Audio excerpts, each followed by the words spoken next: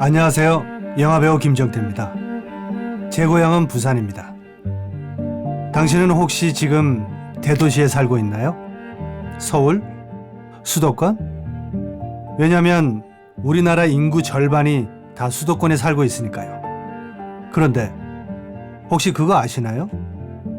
가까운 미래에 부산이 없어질 수도 있다는 거.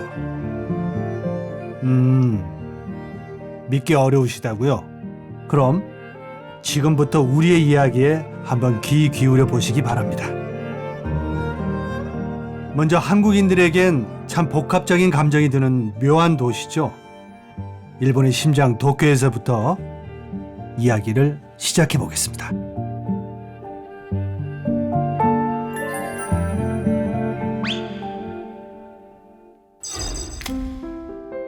私は東京に住んでいる30代の会社員です。最近の円安で私には目標ができました。近くの分譲マンションを購入することです。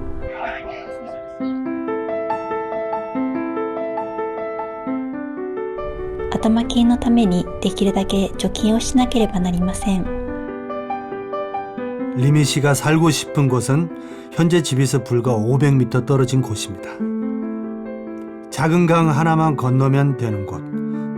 손 닿을 듯 가까운 곳인데 아이쿠, 집값은 3배가 비쌉니다.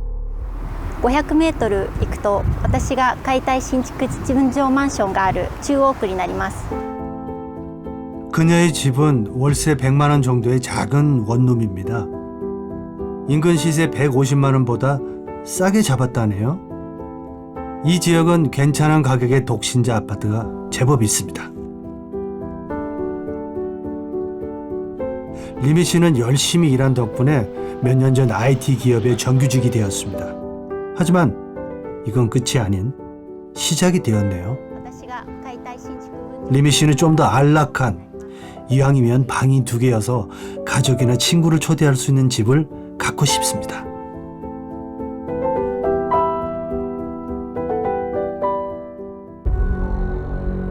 한국이나 일본이나 수도권으로 인구가 몰리고 있기는 마찬가지입니다. 좋은 일자리가 많기 때문입니다.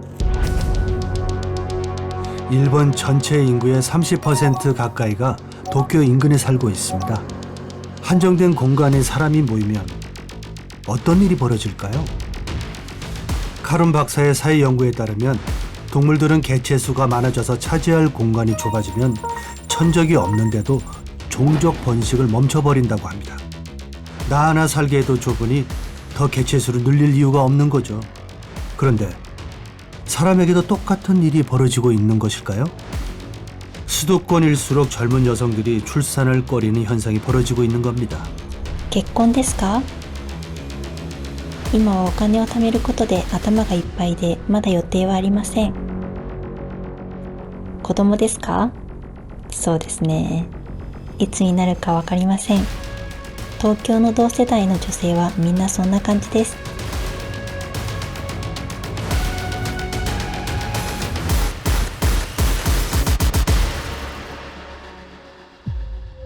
너도 나도 도쿄로 몰리면서 일본의 지방은 점점 텅텅 비고 있습니다. 이른바 지방이 소멸되고 있는 겁니다. 오사카 외곽의 이나리 상점가입니다. 마리 상점까지 거의 모든 점포가 문을 닫았습니다. 과거엔 이 지역도 다양한 상점이 즐비했고 활력이 넘쳤다고 합니다. 이곳에서 80년을 살았다는 주민 한 분을 만났습니다. 13ぐらいの時はもうここ通られへんのだよ。店屋がもうこの通りしかなかったから、いや今の市場みたいなもんで、八百屋、玄関屋、肉屋、魚屋。 사실 이 지방 소멸이란 개념은 2014년 일본의 마스다 리포터란 보고서에서 처음 나온 말입니다. 일자리를 찾아 가임기 여성이 지방을 떠나 수도권에 몰리면 그 지방은 결국 소멸된다는 개념입니다. 특히 2040년까지 일본 지자체 중 절반이 소멸 위험에 처한다고 분석하자 일본 열도는 큰 충격에 빠졌습니다. 이 보고서를 쓴 마스다 히로야 전 총무상은 지방에서 인구가 감소하는 근본 이유를 저출산이 아닌 젊은 여성의 이탈이라 지목해 주목받았습니다. 지방에 살던 그녀들이 이동한 곳은 다름 아닌 도쿄 인근이었습니다. 지방이 소멸되는 과정을 볼까요? 젊은 여성이 지방을 떠나 도쿄로 몰리면 지방은 수요가 줄고 일단 상권이 먼저 붕괴됩니다. 상권이 붕괴되면 기업이 떠나고 기업이 떠나면 일자리가 없어지죠. 점점 남아있는 사람들조차 살기 싫은 마을이 되고 결국 모두 떠나며 없어지는 겁니다. 마스다 전 총무상의 10년 전 예상은 불행하게도 대부분 적중했습니다. 일본은 지금 사람이 살지 않아 없어지는 마을이 급증하고 있습니다. 놀라운 통찰력을 보였던 그를 우리는 만나봤습니다. 그리고 더 놀라운 이야기를 들을 수 있었습니다. 10년 전 충격의 전망치보다 지금 도쿄 상황은 더 충격적이라는 것이죠.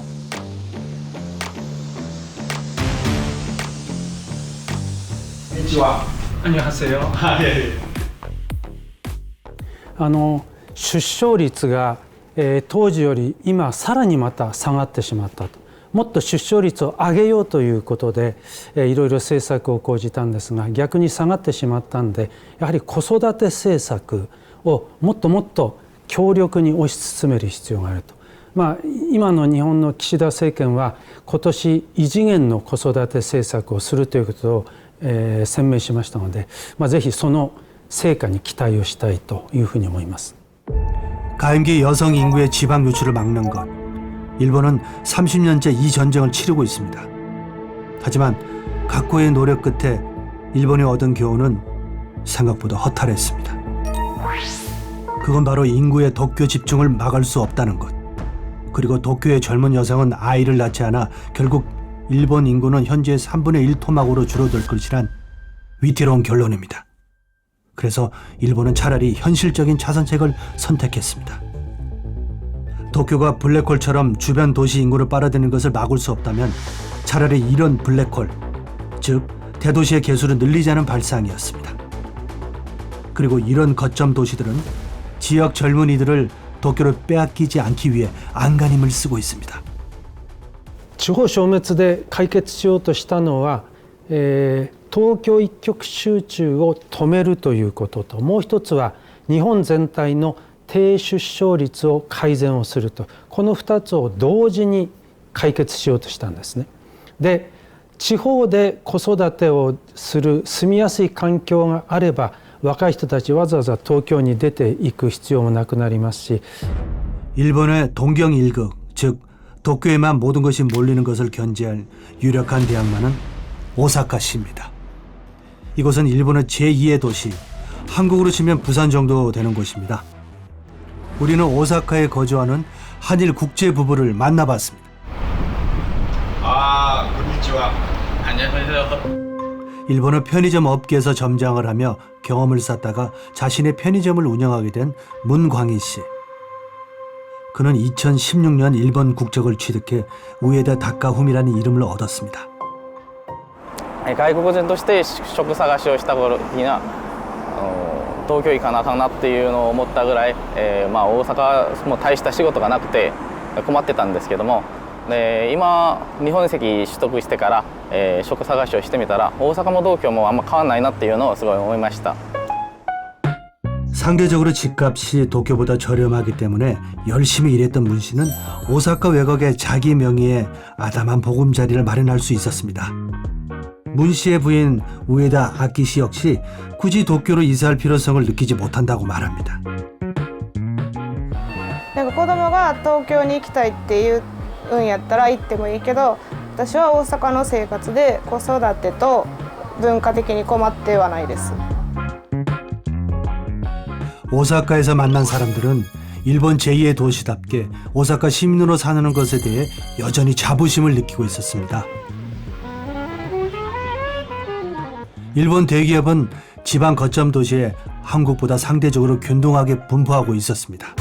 도요타는 아이치현에, 혼다는 도쿄도에, 매출 100조 원의 이토츠 종합 상사는 오사카 부에, 우리가 잘 아는 파나소닉도 오사카 지역 대기업입니다. 지역별로 일자리가 많다 보니 그 고장 출신이 지역 대기업에 입사하는 비중은 한국보다 훨씬 높습니다. 今親ガチャと言われているような状況が日本にありますが、そうではなくて、共通のスタートラインに人生の初めに立てる、そういう方向を進めていくことが何より重要だと思っています。 일본에서 돌아오는 취재진의 발걸음은 무거웠습니다. 모든 문제가 남의 일 같지 않았기 때문이죠. 이제는 한국 제2의 도시 부산으로 가봤습니다. 부산은 지난 10년간 유입 인구보다 타 지역으로 나간 유출 인구가 많습니다. 10년간 20만 명 넘게 빠져나갔는데 이 중 절반 가까운 인구가 청년 인구입니다. 이들은 어디로 갔을까요? 80%가 서울로 갔습니다. 상경한 지방 출신 젊은이 중 부산 출신은 압도적 1위. 일본처럼 젊은이들이 수도권으로 몰리고 있는 겁니다. 지금 쉐어하우스로 해서 살고 있어요. 그래서 이제 4명이서 좀 나눠서 살고 있는데 각자 이제 지방에서 다 올라온 친구들이고요. 직업도 각자 뭐 선생님도 있고 아니면 뭐 이제 뭐 공부하는 친구도 있고 좀 다양한 것 같아요. 왜 청년들은 부산을 떠나는 것일까요? 90년대는 저도 부산에서 꿈 많은 대학 시절을 보냈었는데, 과거엔 조선업 등 고임금 일자리가 많았는데 국가 주력 산업이 IT와 반도체 등 첨단 산업으로 바뀌면서 부산은 대응이 늦었습니다. 덩치 큰 중공업 중심 경제 구조였기 때문에 체질 개선이 더뎠던 겁니다. 국가 정책도 수도권 중심으로 운영되면서 부산의 위기는 그들만의 문제가 되어버렸습니다. 수도권 집중을 막고자 부산에 공항 하나 더 건설하는 것을 놓고도 20년 넘게 정책이 공존하고 있습니다. 가덕도 공항 같은 경우가 수도권 중심 시각에서 보면은 있어서는 안 되는 일이다 라고 종합이 된 것 같아요. 그게 또 중앙 여러 언론기관, 신문사라든지 중앙 매체들이 그런 역할을 많이 한 것 같고, 그 수도권에 실익이 안 오는다고 생각을 하고 있기 때문에 그런 것 같아요.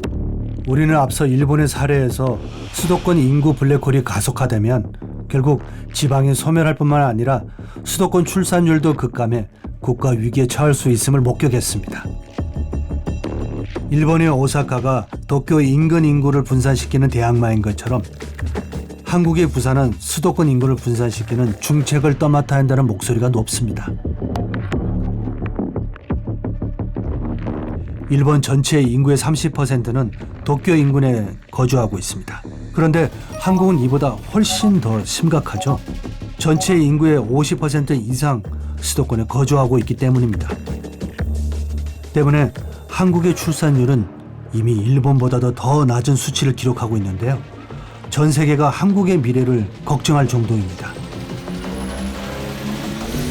수도권이 굉장히 힘을 얻어가게 되니까 지역의 산업과 인구를 흡입하는 양상으로 나타났다는 거죠. 수도권 거대 슈퍼 메가시티에 대응할 수 있는 지역의 대도시권이 필요하다는 것. 수도권에 비해서 규모는 작더라도 그 문화적인, 지역적인 특색을 살릴 수 있는 대도시권. 부산 지역이면 부산 주변 도시들과 연계 협력이 가능해서 튼튼한 뼈대, 교통 시스템을 잘 갖추고 또 기업을 유치해서 에너지를 발산시킬 수 있는 어떤 그런 지역을 만드는 것. 이른바 부울경 메가시티 프로젝트. 각자 서로의 인구를 끌어들이려는 경쟁보다 이제는 하나의 생활권이자 경제권으로 묶는 경제동맹이 그 어느 때보다 절실하다는 목소리가 커져가고 있습니다. 대한민국을 한 바퀴로 돌려서는 멀리도 갈 수 없고 빨리도 갈 수 없습니다. 이제는 대한민국을 2바퀴, 3바퀴, 4바퀴로 돌려야 됩니다. 대한민국을 2바퀴로 만드는데 부산이 중심에 서겠습니다. 그래서 남부권이라고 하는 또 하나의 새로운 성장축을 반드시 만들어야 대한민국의 미래가 있다고 생각합니다. 부산은 최근 중공업과 제조업 일자리가 지속해서 빠져나가는 위기 속에서도 한 줄기 빛을 맞이하고 있습니다. 부산의 오래된 미래 영도는 문 닫은 조선소와 공장을 개조한 카페가 생겨나고 흰여울 문화마을 등 부산의 과거와 현재의 민낯이 톡톡 튀는 관광 상품으로 탈바꿈하고 있습니다. 해외에선 이미 버려진 창고와 공장이 다양한 용도로 리모델링되어 세계적인 관광지가 된 사례가 많은데 부산의 원도심이 이러한 조건과 유사한 점이 많기에 변화를 꾀하고 있는 거죠.